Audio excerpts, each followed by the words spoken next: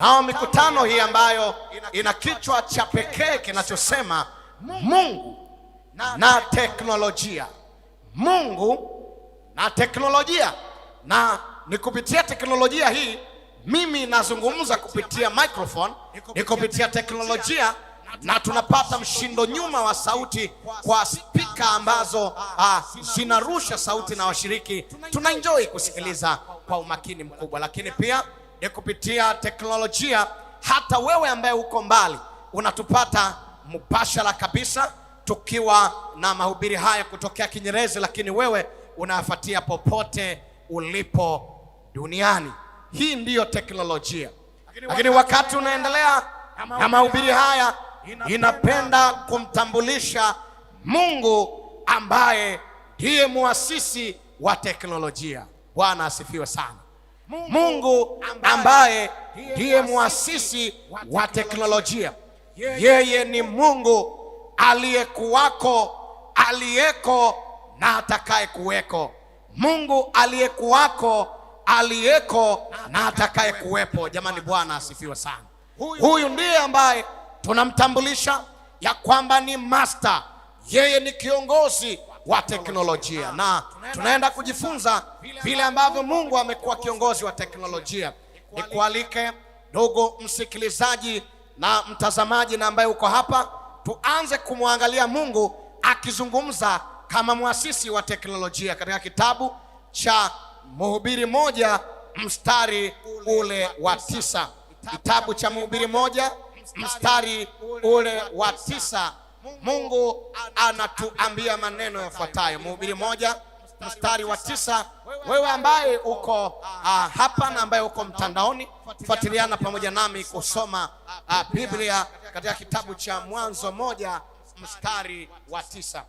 Neno la Bwana linasema, neno la Bwana linasema, yalikuwako ndiyo yatakayokuwako na yataendelea, yaliyotendeka ndiyo yatakayotendeka, wala jambo jipya hakuna chini ya jua.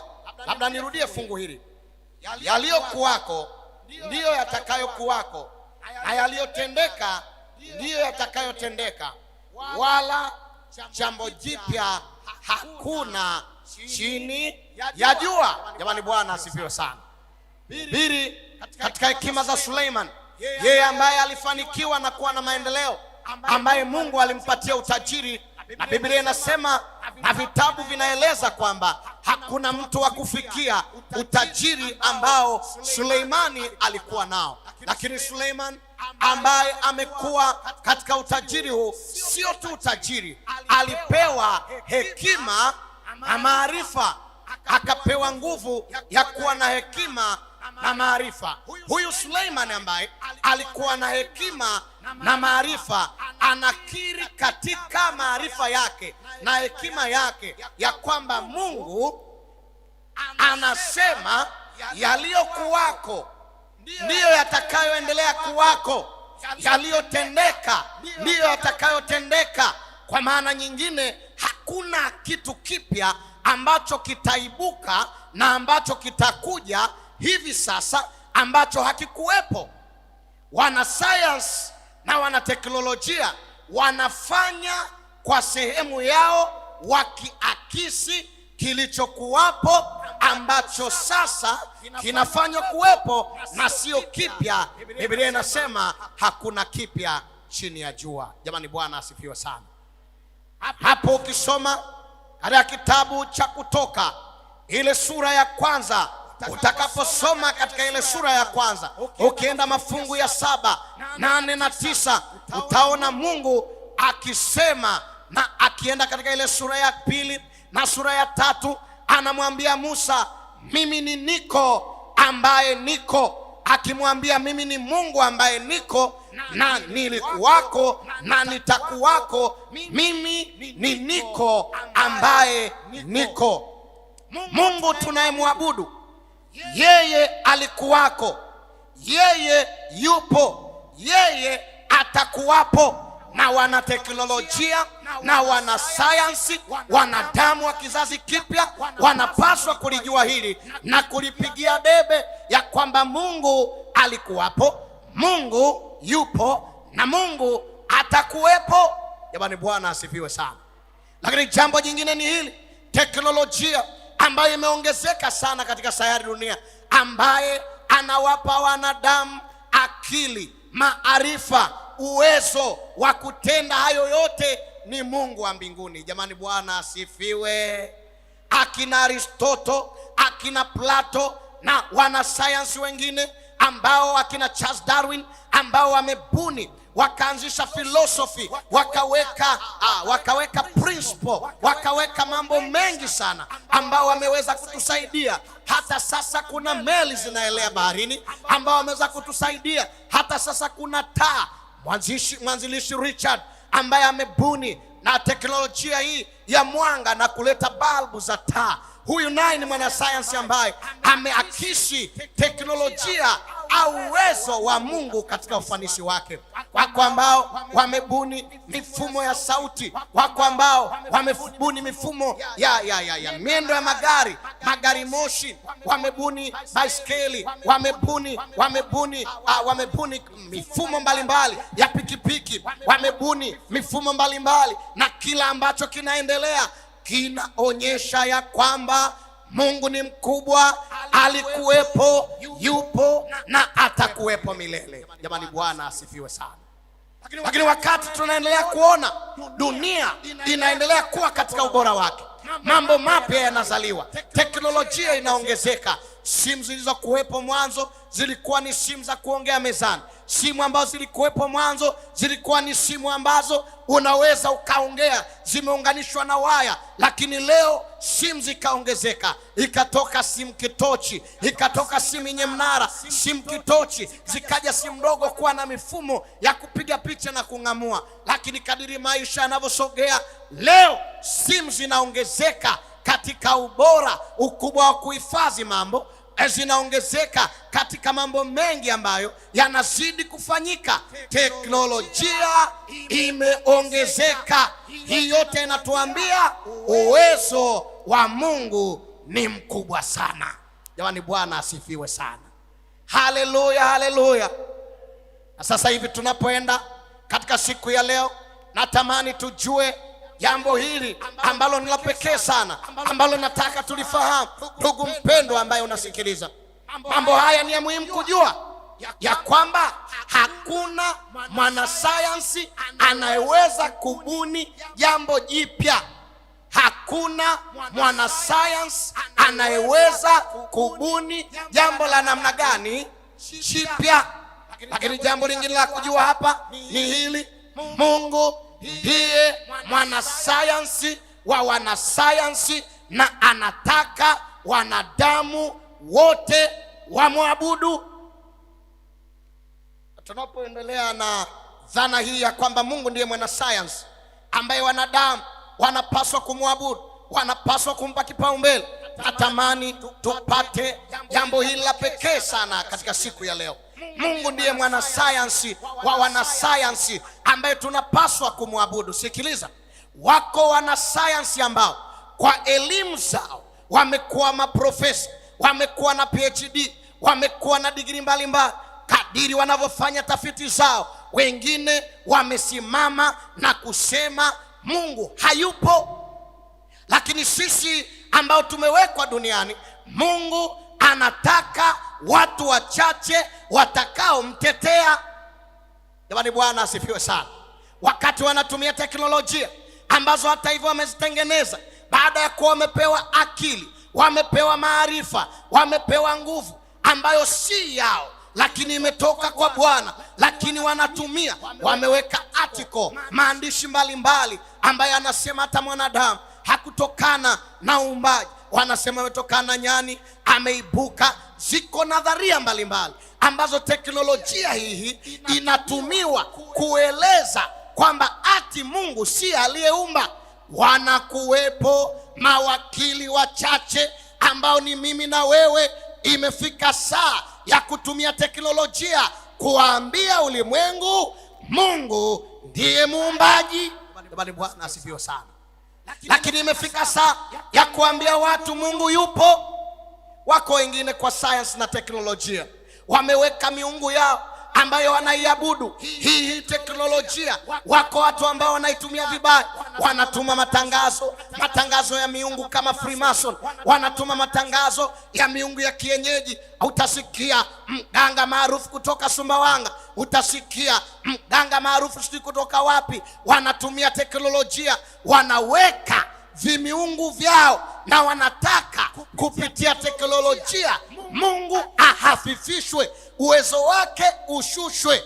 Bwana asifiwe. Kwa kuwa wako watu makini, Wakristo makini, wanadamu makini, ambao ni mimi na wewe, ambao Mungu anataka tuwe mawakili, watetezi, tusimame kinyume cha teknolojia hizo ambazo watu wanazitumia vibaya. Lakini mimi na wewe tuseme kupitia hizo kwamba kwa Mungu yote yanawezekana. Jamani, Bwana asifiwe sana. Matangazo leo sitadili sana na ufanisi wa teknolojia jinsi ilivyo kubwa, lakini nataka tuelekeze akili zetu kwenye matumizi ya teknolojia. Na kwenye matumizi hayo nitajikita sana kwenye simu za kiganjani. Labda kabla sijaenda sana, ninatamani tusome mafungu haya ili tupate dhana ya pekee sana tunapoenda kujifunza neno hili jioni ya leo. Hebu nenda nami kitabu cha Mwanzo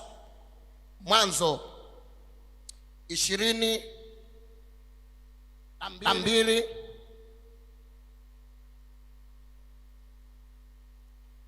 Mwanzo 22 mstari ule, Mwanzo 22 mstari ule wa 11. Biblia inasema, ndipo malaika wa Bwana akamuita kutoka mbinguni akasema, Abraham, Abraham. Naye akasema, mimi hapa. 12. Akasema, usimnyoshee kijana mkono wako, wala usimtendee neno, kwa maana sasa ninajua ya kuwa unamcha Mungu, kwa kuwa hukunizuilia mwanao wa pekee. Abrahamu akainua macho yake, fungu la 13, akaangalia, atazama kondoo dume yuko nyuma yake, amenaswa pembe zake katika kichaka.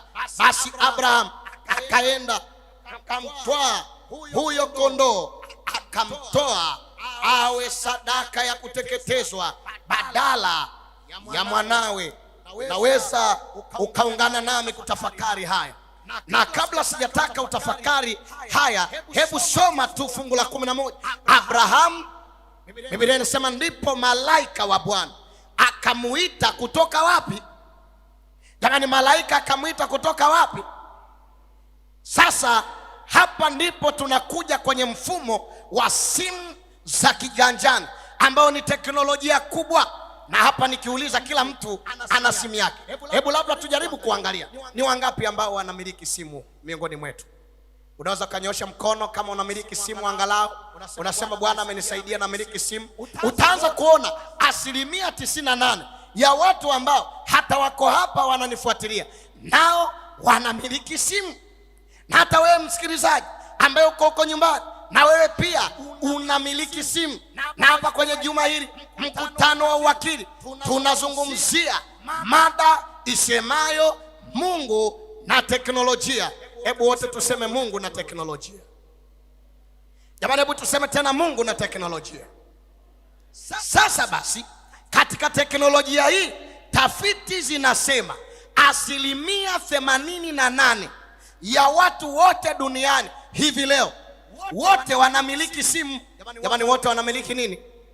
Simu, wanawasiliana.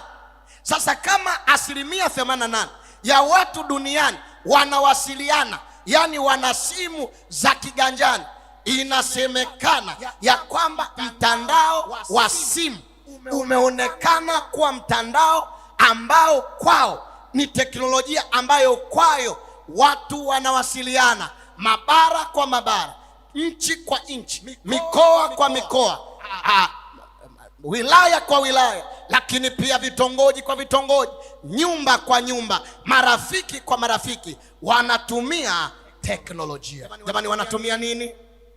Teknolojia.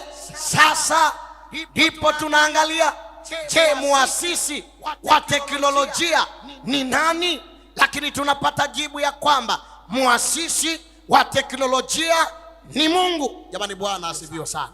Na hata katika mfumo wa simu ambao tunatumia leo, haikuanzia kwetu leo, na Mungu ana mfumo wa kuwasiliana ambao ni mkubwa. Jamani, situseme amina, ambao unazidi simu ya kiganjani. Alipotaka kuwasiliana na Ibrahim, Biblia yako inakuambia katika aya ya kwanza kabisa, katika maneno ya kwanza ya kitabu cha Kutoka cha Mwanzo ambao tumesoma 22 fungu la 11 paragrafu ya kwanza, inasema malaika akawasiliana na Ibrahimu akiwa wapi jamani? Jamani, akawasiliana naye yeye akiwa wapi? Kwa hiyo Mungu alishaweka mfumo wa mawasiliano, na tena akaweza kuwasiliana. Ibrahimu na malaika wakawasiliana. Ibrahimu yuko duniani, tena yuko mlima Moria, amemweka Isaka, amemtandika, amemtandaza, kuni zimeshawekwa, moto umewashwa, na tayari Mungu amemwomba Ibrahim. Ukisoma kuanzia sura ya 15 mpaka sura ya 25 utaanza kuona kisa cha Ibrahim. Lakini kwa ufupi, Mungu alimnyima Ibrahim mtoto hata baada ya miaka kuwa imekwenda, lakini alimpa ahadi, akamwambia Ibrahim, utazaa mwana, utakuwa na mtoto. Na Sara naye akaambiwa wakati fulani, Sara akaambiwa utazaa mtoto, umri ukiwa umeenda, akaanza kupata mashaka. Lakini Mungu saa ilifika akampa Sara mtoto. Ukisoma sura ya 19 20-21 utaona Sara akaahidiwa, lakini saa ikafika akapata mtoto. Hata hivyo, kabla sijaenda pia kuhakikisha mfumo wa kiteknolojia, nianze kumgusa mtu mmoja ambaye anatazama, mtu mmoja ambaye yuko mbali, ambaye yuko karibu pia. Nianze kukutia moyo msikilizaji, ya kwamba Sara na Ibrahim walipewa ahadi, lakini ahadi ikachelewa. Wakabaki kuwa waaminifu, wakabaki kuwa mawakili, wakasubiri ahadi ya Bwana, na siku moja ahadi ikatimia. Jamani, Bwana asifiwe sana. Wapendwa, Bwana asifiwe sana. Walitembea wakisubiri ahadi, wakisubiri agano, japokuwa kama wanadamu walitetereka, wakatafuta mtoto mwingine ambaye walimpata kwa Hajiri, walitetereka. Lakini Mungu hakutetereka, aliendelea kutunza ahadi yake. Jamani, Bwana asifiwe sana. Na hapa ndipo ambapo tunamtambulisha Mungu ambaye akiahidi anatenda. Hebu ngoja nirudie tena. Jamani, yuko Mungu ambaye akiahidi anatenda. Jamani, Bwana asifiwe sana. Haijalishi muda gani utatumika, haijalishi utavuta subira kwa muda gani, lakini yuko Mungu ambaye akiahidi anatenda. Hebu tumshangilie Mungu, tuseme amina. Jamani, yuko Mungu ambaye akiahidi anatenda. Na yuko mtu ambaye ananisikiliza hapa, na yuko mtu ambaye yuko mbali na karibu, ambaye amechoka kusubiri ahadi za Bwana. Nataka nikutie moyo, Mungu akiahidi anatenda. Hata kama imechukua muda kiasi gani, hata kama miaka itaenda, wengine watakucheka, watakukatisha tamaa. Huenda naongea na mtu ambaye hajapata mtoto siku nyingi. Huenda naongea na mtu ambaye anasubiri kuajiriwa. Huenda naongea na mtu ambaye amekata tamaa. Huenda naongea na mtu ambaye amesubiri lini atabeba mimba, lini atajifungua mtoto. Huenda naongea na mtu ambaye anasubiri lini ataolewa. Huenda naongea na mtu ambaye anasubiri lini atapata furaha katika maisha yake. Mpendwa mama, baba, kaka, dada, msikilizaji ambaye unafuatilia mahubiri haya, huenda unasubiri, miaka inaenda, watu wanakudharau, mambo hayaendi, umesubiria ahadi ya Bwana. Nataka nikutie moyo kupitia Abraham na Sara, ambao hata kama ahadi ilichelewa, lakini Bwana aliitimiza ahadi. Jamani, Bwana asifiwe sana. Na huyu ndiye Mungu ambaye yuko juu ya teknolojia, ambapo ahadi ilikuwa imechelewa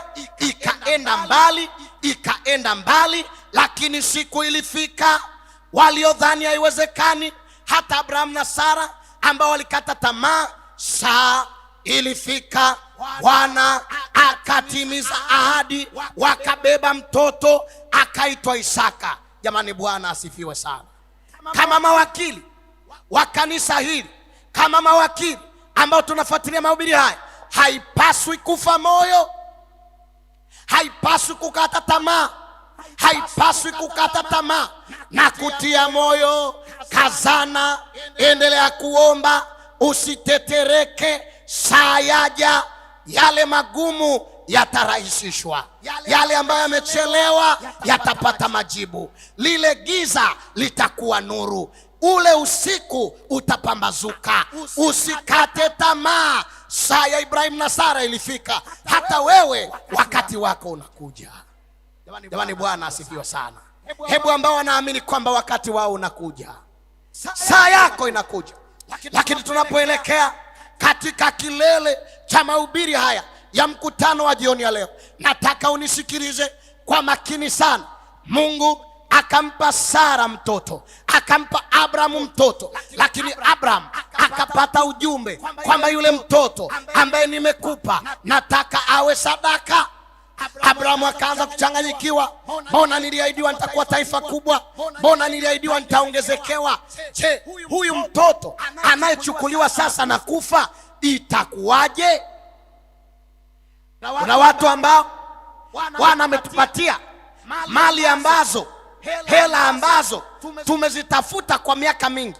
Kuna watu ambao Mungu ametubariki makampuni, ametupatia biashara ndogo na kubwa. Kuna watu ambao Mungu ametupatia maisha, hatukuwa hivyo tulivyo. Bwana ameweka baraka zake, lakini kuna wakati Bwana anataka kama kwa Ibrahim, nasi tutoe.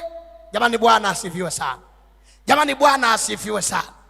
Kwa hiyo inawezekana Mungu amekubariki hata kwa kidogo au kikubwa ambacho amekupa. Mungu akambariki Ibrahim, akampa mtoto, ahadi aliyoisubiri kwa muda mrefu. Swali ni hili, je, Mungu amekubariki? Na je, hata kama kuna msimu wa changamoto unazopitia, je, wajua kwamba hizo ulizonazo sasa bado ni baraka za Mungu? Na haijalishi kiwango cha baraka iwe ni kubwa au ndogo, ili mradi Bwana amekupa. Anauliza, je, utamtolea anapotaka kutoa? Ibrahimu akachanganyikiwa, anaambiwa mtoto uliyempata sasa atolewe, sasa unamtoa. Akachanganyikiwa, lakini Ibrahimu akasema, kama Bwana wewe ndiye uliyenipa huyu mtoto na sasa unamhitaji, sina maswali, nitatoa, maana vyote ni vyako. Yaani Bwana asifiwe sana. Yaani Bwana asifiwe sana. Hapa kwenye somo la uwakili ndipo akamweka mtoto wake kwenye lile madhabahu ambayo ilikuwa imeandaliwa, akiwa anataka kumchinja. Na Mungu akasoma moyo wa Ibrahim, akajua kabisa Ibrahim yuko serious, anamaanisha, maana aliyempa mtoto ndiye anayemhitaji. Ibrahim akiwa serious, anaweka kabisa shingo yake ya mtoto wake, anaiwekea kisu. Bwana akapiga simu. Jamani, Bwana asifiwe sana. Malaika wa Bwana akatoa sauti kutoka mbinguni, akamwambia, halo Ibrahim, halo Ibrahim, mimi nakuagiza usimtoe, usimchinje huyo mtoto, maana nimeona moyo wako uko tayari kunitolea. Simu ikapigwa. Jamani, Bwana asifiwe sana. Jamani, Bwana asifiwe sana. Leo simu yako kama haina bando huwezi kuaccess. Leo kama una salio huwezi kupiga, kama una message huwezi ukapiga. Lakini Abraham na malaika wa Mungu wakawasiliana, hata kama hawakuwa na bando, hawakuwa na message, hawakuwa na salio. Yesu Mungu wetu anapotaka kuwasiliana na watoto wake haangalii bando, simu yake haihitaji salio, anakupigia vyovyote, saa yoyote, mahali popote. Huyu ndiye Mungu aliye juu ya teknolojia zote. Yani Bwana asifiwe sana. Yani Bwana asifiwe sana. Ukitaka kuingia uwasiliane na Mungu, hahitaji bando, hahitaji message, hahitaji salio. Anasema yeye anazungumza mahali popote na yeyote, wakati wowote, hachagui. Na ninampendekeza Mungu aliye mkuu kuliko teknolojia. Tunapoenda kwenye kilele hiki, anaweza kuwasiliana na wewe popote ulipo, mahali popote. Anauliza mtu yeyote ambaye anamhitaji aseme naye mahali popote. Jamani, Bwana asifiwe sana. Tunapoenda kwenye kitabu cha Yeremia 33 mstari wa 3, neno la Bwana linasema, ite nami nitakuitikia, nami nitakuonyesha mambo makubwa na magumu usiyofanya nini, wapendwa, usiyoyajua. Hapa Mungu anasema jioni ya leo tunapomaliza mikutano hii, niite nami nitakuitikia. Jamani, Bwana asifiwe. Jamani, Bwana asifiwe. Nami nitakuonyesha mambo ya namna gani makubwa alafu magumu usiyoyajua. Tunapoenda kumalizia hotuba hii, natamani niongee na msikilizaji ambaye ananisikiliza hapa, ananisikiliza mbali. Nataka nikwambie, Yesu wetu anamuitikia, anamsikiliza kila mtu, na simu ya mbinguni haiko bize. Ukipiga utapokelewa wakati wowote, iwe usiku iwe mchana. Na kama Bwana aishivyo, tumia teknolojia ya mtandao wa mbinguni na mawasiliano yetu. Mwandishi anasema tunawasiliana na Mungu kwa kupitia, yani mwanadamu anaongea na Mungu kwa kupitia maombi, lakini Mungu anaongea na mwanadamu kupitia neno lake. Hebu nirudie tena, wakati mimi na wewe tunazungumza na mtu mwingine kwa mfumo wa mawasiliano wa message au kwa kupitia mitandao ya WhatsApp, Twitter, Telegram na mambo mengine hayo, Mungu anasema kama tunataka kuwasiliana naye kama mawakili, anapatikana. Mimi mwanadamu Mungu atanisikiliza ninapoomba. Jamani, Bwana asifiwe. Lakini na yeye nitamsikia ninaposoma neno lake. Hebu ngoja nirudie tena, sauti ya Mungu inapatikana tunapokuwa tukisoma neno lake, na yeye anatusikiliza pale tunapoomba. Jamani, haleluya! Ni bure wakati wowote. Ukitaka kusikia sauti ya Mungu, soma neno lake. Ukitaka Mungu akusikilize, omba. Ngoja nirudie hili, ukitaka kuisikia sauti ya Mungu, soma neno lake, na ukitaka Mungu akusikilize, omba. Na teknolojia hiyo, hakuna wakati Mungu analala, hakuna wakati asipopatikana. Uwe mlimani, uwe mabondeni, uwe una shida au una raha, piga simu ya mbinguni, teknolojia ambayo ina access mtu yeyote. Jamani, Bwana asifiwe. Wangapi wanasema tunaipenda teknolojia ya mbinguni? Simu ambayo hailali, haipo bize, yeyote anaweza kusikilizwa. Hiyo ndiyo simu ambayo naitamani jioni ya leo kuipendekeza. Hatutaweza kuvuka katika dunia hii na kwenda mbinguni kama hatutaisikia sauti ya Mungu inayopatikana kwenye neno lake, lakini hatutaweza kusikilizwa kama hatuombi. Jamani, Bwana asifiwe. Wangapi wanasema Bwana tusaidie kutumia mifumo hiyo ya mawasiliano? Soma neno la Mungu, lakini pia omba Mungu akusikilize. Soma neno lake usikie sauti ya Mungu. Ibrahim akampenda sana Mungu wake aliyempa mwanawe ambaye ni Isaka. Ibrahim kama wakili akaomba kutoa alichopewa na Mungu, akamtoa mtoto wake kama alivyo. Jioni ya leo, je, unataka Mungu akupe tena? Jaribu kutoa, maana katika kutoa kuna kupokea, na katika kupokea kuna kutoa. Jamani, Bwana asifiwe. Ibrahimu hakuhesabu gharama. Usihesabu gharama, amua kumtolea Bwana anapozungumza nao. Haijalishi kwa namna gani, haijalishi wakati gani, toa, maana Bwana anapokea kwa wakati wowote chochote ulicho nacho. Tunapoenda kuomba wako watu, kuna vitu ambavyo tunaenda kuviombea. Hivi ndivyo ambavyo natamani tuondoke navyo. Jambo la kwanza, kupitia simu zetu uaminifu wetu umepungua. Yaani kupitia simu zetu uaminifu wetu umefanya nini? Umepungua.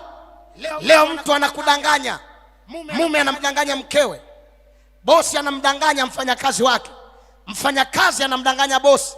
Anatumia simu, teknolojia ambayo Mungu ndiye muasisi wake, lakini wanadamu wanadanganyana kupitia mitandao hii. Lakini angalia, kupitia simu watu wamefanya mikataba feki, wamehaki na kuiba kupitia mitandao ya kuwasiliana. Kupitia mawasiliano watu wamekuwa wasio waaminifu. Bwana atusaidie kutumia simu zetu kwa uaminifu, maana huo ndio uwakili. Jamani, Bwana asifiwe sana. Jambo la pili, uaminifu wetu kwa Mungu, hasa tunaposikia sauti yake inayotuita kwamba tumtolee, maana anapiga simu kila siku. Tunaposoma neno lake, simu inapigwa ikiuliza, je, wewe ni mwaminifu? Lakini zaidi ya yote, jambo la tatu la kuombea ambalo tunaenda kuliombea jioni ya leo, Bwana awasaidie na kuwasamea ambao wanatumia simu na mitandao ya mawasiliano kulaghai, kurubuni na kuafifisha nguvu na uwepo wa Mungu. Lakini jambo la nne, tunaenda kuomba Bwana tusaidie kuwa na nguvu ya kusubiri ahadi za Mungu bila kuchoka. Jamani, Bwana asifiwe sana. Wangapi wanasema jioni ya leo, Baba wa mbinguni, hata mimi nimedanganya, nimetumia simu yangu vibaya. Mwambia mtu niko mjini, niko Kariakoo, kumbe niko Kinyerezi. Nimemdanganya mtu mambo fulani fulani kupitia mtandao. Lakini pia nimeitumia simu vibaya, mawasiliano ambayo nia yake ni njema, lakini nimeyatumia vibaya. Lakini ombi hili linaambatana na wale ambao hawajatumia simu zao hata kidogo kumwakilisha Mungu aliye mbinguni.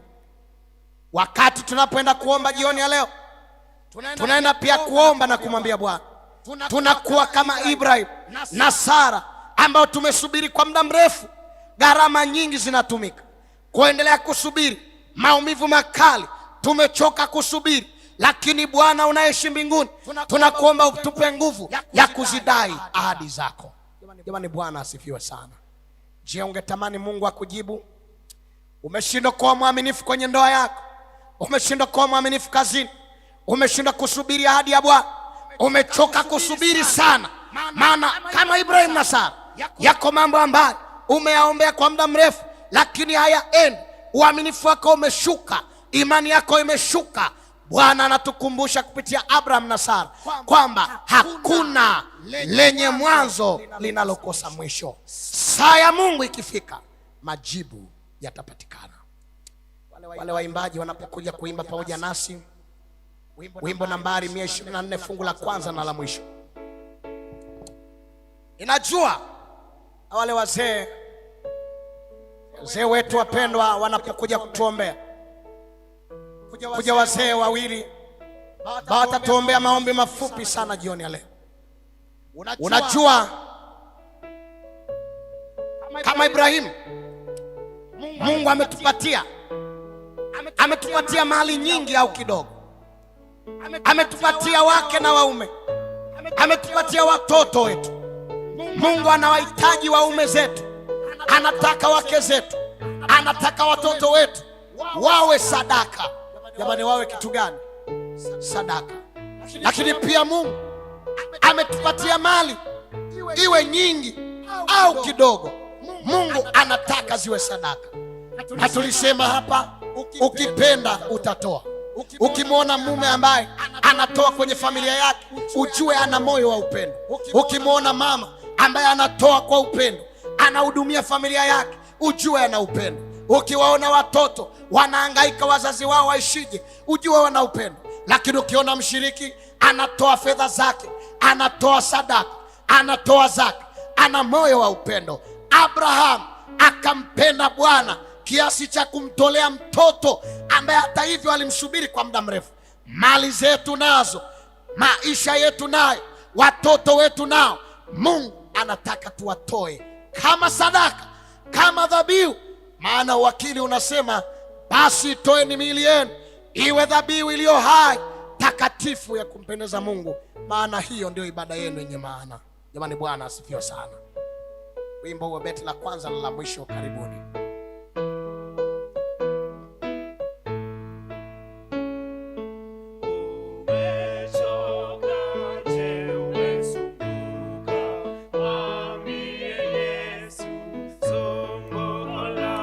Umechoka, umesumbuka, unaelilia mambo yapitayo,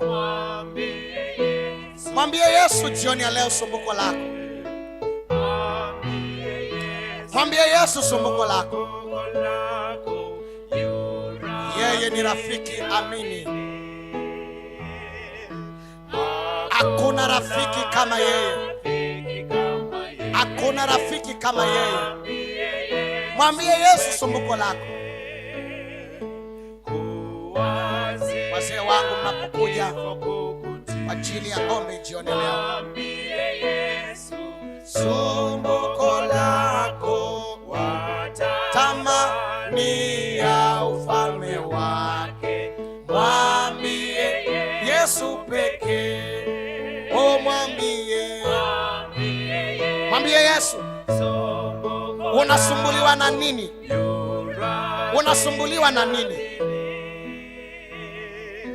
Hakuna rafiki kama yeye, mwambie Yesu pekee. Oh, mwambie, oh Yesu, sumbuko lako, yu rafiki amini.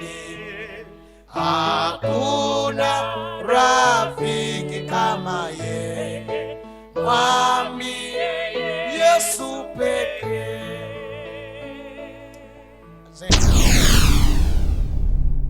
Get to the point. Take a step forward.